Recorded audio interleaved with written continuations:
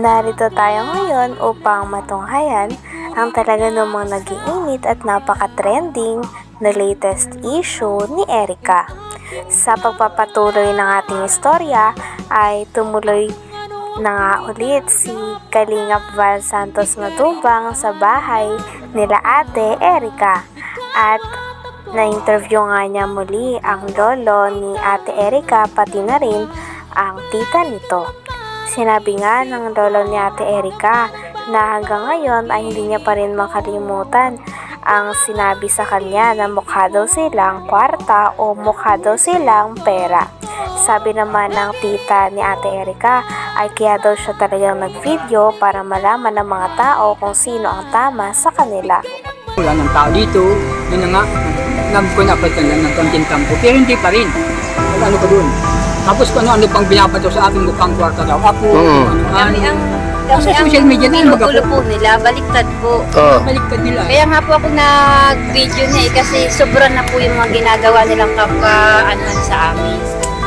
Para po malaman po ng mga tao kung sino po sa amin tama.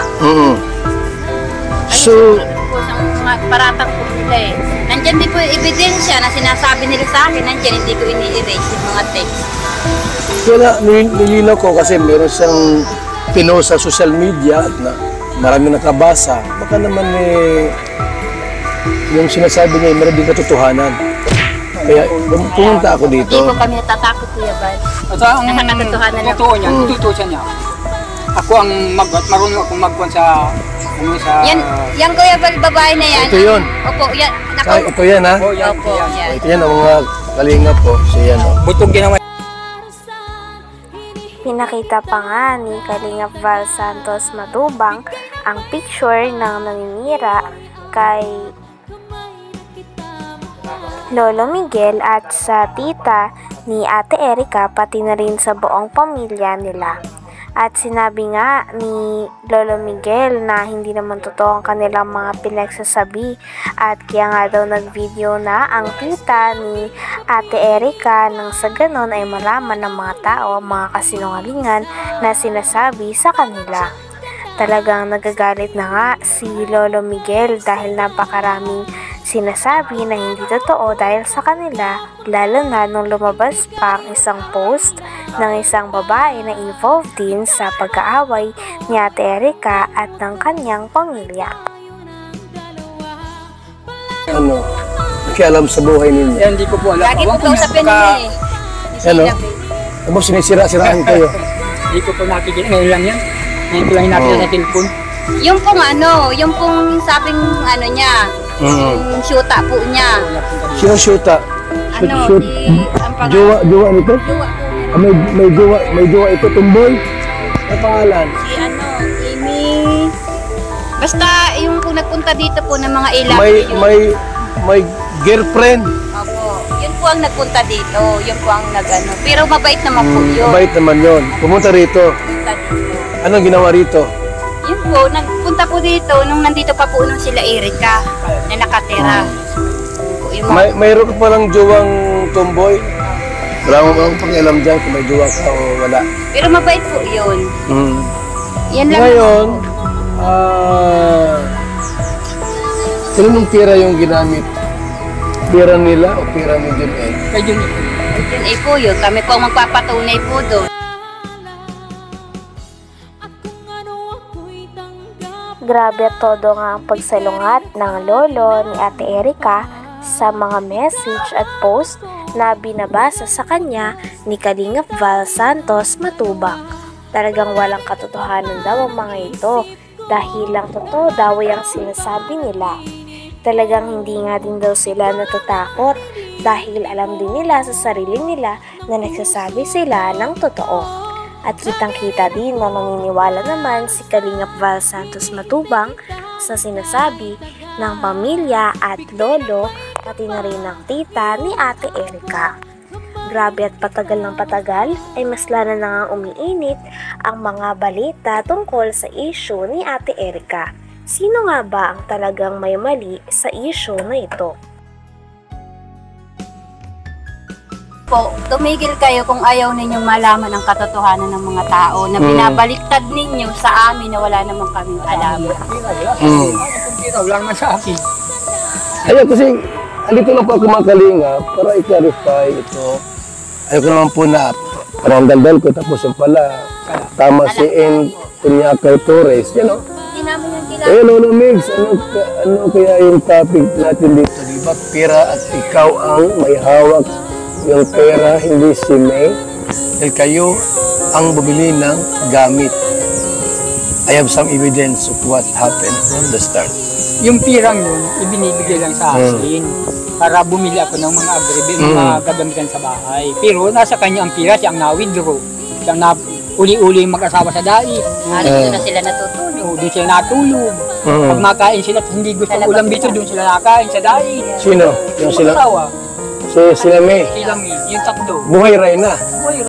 Sinabi pa nga sa post na talagang parang sobra na daw ang pamilya, lalo na ang tita ni Ate Erika at ang lolo ni Ate Erika sa kanya. Kaya naman pinagtatanggol nga ng post na ito si Ate Erika at ang kanyang ate.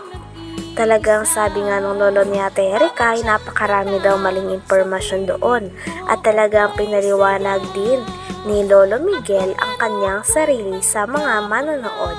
Talagang marami pa nga mga bagay na hindi nalilinaw tungkol sa issue na ito, kaya mareresolba pa kaya ang mga ito? Dahil nagagalit na nga talaga si Lolo Miguel pati na rin ang tita ni Ate Erika. Talagang habang patagal na patagal ay mas umiinit na nga ang issue nito. Sino nga ba ang tunay na may mali? Ang pamilya ba ni Ate Erika o sila Ate Erika at ang kanyang ate? Buhay ray na nga. Nangyayari. Ano? Talaga. Uuwi yan dito, ni isang mansanas, hindi man lang bigyan yung apo. Grabe naman. Ayun. Kaya po, kasi nangalingan po yung sinasabi po niya ni Amy Torres. Alam ko po na lagi yan kausap po ni May, magdamag-damag, magkausap po yan lagi dyan po sa kwarto. Yan po lagi ang magkausap. Saka si Sheila May. Umpisa pa po nung hindi pa po lumilitaw si Sir John A, magkausap na po yan. Hanggang dumating si Sir John A, sila na po lagi ang mag-uusap. Hanggang ngayon, sila po ang laging mag-uusap. Nasa likod po si Sheila May kay Amy Torres, siya po yung nagbibigay yata po ng update. Okay. Kaya kumakalat po. Bibigyan ng mga kalika para kumalat sa kanila. Parang tinatakot pa kayo Ay, Nandiyan po yung si Kuya Bal yung yung text nila na kami, gutom na aso, nandyan. Kunin mo daw. Tingnan natin. Kunin mo daw para mag... Pinag-usapan din nila ang mga natanggap ni Ate Erika at ng kanyang ate na mula kay Sir Jun A. Kasama na nga ang pabahay, pati na rin ng NMAX na motor, pati na rin ng tricycle na tulong sa kanila. Grabe at napakarami nga natulong ni Sir Jun A kay Ate Erika at sa kanyang ate. Ngunit ang masamang part lamang ay naiwan nga ang pamilya ni Ate Erika at hindi sila sinama sa bagong bahay at parang kinalimutan na lamang sila na parang pula. Motor. Naka-Erika po. Siya po Ginagamit niya. Ngayon, yung pira dito sa paggawa ng bahay, kaninong pira yan? Kay Sir Jordan hindi rin na po po. So hindi lang kalating milyon ang nagastos niya. hindi po pala malaking reset yun. Nahigit pong 1 million yun. Ang alin? Ang halaga nun. Ang alin? Yung bahay ko yun. Itong bahay na ito, higit 1 milyon. Hindi po makakapagod natin yung mga Ito kinuha po, ko mga nakakita. yung asawa nito. Yan. Ginawa ko O, ayun ang ebidensya. So tayo, kung tutusin, kung pintahin lahat, ba't ang mga 2 milyon ang tirang brikewan ni Sila lang Jun eh? nagpaganda. baka higit hanggang loob ng bahay. Hindi, kasi may inmax pa. May motor, sidecar, may lupa. May lupa pa sa dait. Grabe, mayaman si Jun A pala, no? Kaya nga po sabi ko po, tumigil kayo kung ayaw ninyong malaman ang katotohanan ng mga tao na binabaliktad ninyo sa amin na wala namang kaming alam. Wala naman sa akin. Ayun, kasi andito. Hanggang dito na lamang muna ang ating napakainit, nagtitrending at talaga namang mas nakakaintriga na issue ni Ate Erika. Maraming salamat sa inyong panonood. Hanggang sa muli. Bye!